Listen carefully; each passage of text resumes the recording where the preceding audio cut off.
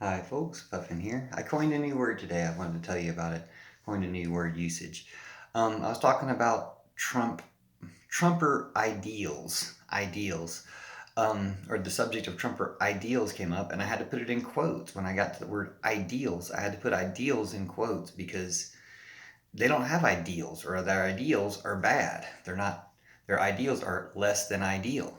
So I thought you can't just put quotes on things all the time. You walk around looking like a Tyrannosaurus. So I'm like, what can we use for a word to apply to their ideals? Because they're not ideal. And let me talk about what ideals are. Because people have ideologies and ideals. And I even heard in Overwatch earlier, I was playing an Overwatch game, and somebody says, it's a competition of ideals. It's not really a competition of ideals. There's actually a basic ideal, and there's a corruption to that. There's an anti-ideal. So the basic ideal is happiness. Nobody's against happiness. Everybody enjoys happiness. You can define it different ways, but everybody likes happiness. Happiness is good everywhere.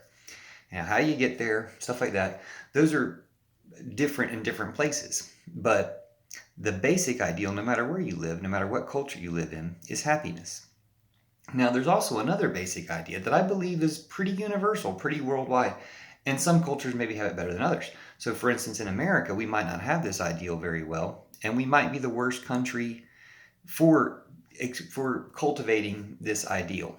Um, but it's that happiness, man. Let me know. YouTube is international, so let me know in comments in your culture if you think this is a common ideal in your culture or not. But I get the impression that around the world, universally, it's a very common ideal that happiness is not just personal happiness, but the more people are happy, the happier more people are, the happier everyone is. So happiness is something that's kind of collective. There's a collective belief in happiness. And again, how that collective belief, how that collective happiness is achieved is going to be different in different places. But I do believe that most places, even America, we believe that everyone's happier when everyone's happier. That if some people are disadvantaged or suffering or unhappy, that makes even people who are otherwise happy unhappy to know that that's the case and want to be able to do something to help it. And you'll be happier once you have helped it. It's a very basic, common underlying ideal.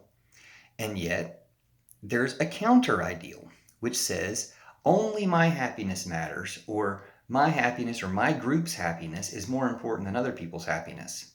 This goes completely opposite to the basic ideal, the basic universal ideal that people have, that everyone's happiness is connected, and the more happy everyone is, the more happy everyone is.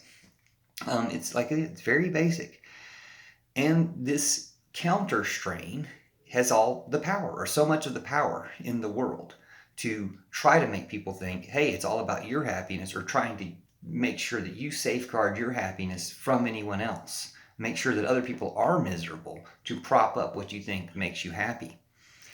That's a corruption. It's counter idealism. So I came up with a word because the Trumper ideals sum up all that counter idealism. And idealism, the ideal, is really universal and common to everyone. Everyone wants to be happy, and really everyone wants everyone to be happy.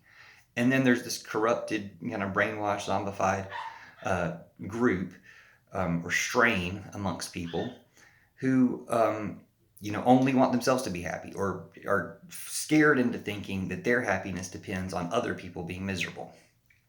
Super rich people are often this way. You can look at a lot of super rich people being this way, that they won't have to make sure they maintain having trillions of times, billions of times what other people have. Why? It's somehow tricked into their idea of happiness, when of course it would be far happier for them to give all those trillions away like Santa Claus, and far happier for everyone else that they made happy by sharing the wealth. So kind of like money itself, and the ability to accumulate too much, is a source of unhappiness, or the love of money is the source of root of all evil. So trying to grasp onto money, which basically just means I'm going to have it so other people can't have it. Whoever has the most is keeping the most from being done out there in the world. Anyway, um, the word I came up with is misdeals, because instead of ideals, uh, people with anti-ideals have misdeals, like misanthropy or misogyny, or mis meaning anti or bad, the bad version of an ideal. So I call them misdeals, and it also works in an analogy like a card game. Like if you leave the joker in the deck, or somebody gets too many cards, or somebody's card gets turned upside down, or whatever, however you want to use that analogy. I don't know how many ways you can misdeal different card games, but if you leave a joker in the deck, and, oh, I forgot, we have to misdeal. This deal doesn't count. The setup we've set up doesn't count. We have to start over again. And that's a perfect analogy for our system being racist and rich rich oppression of poor people. We've got to fix that. So misdeal,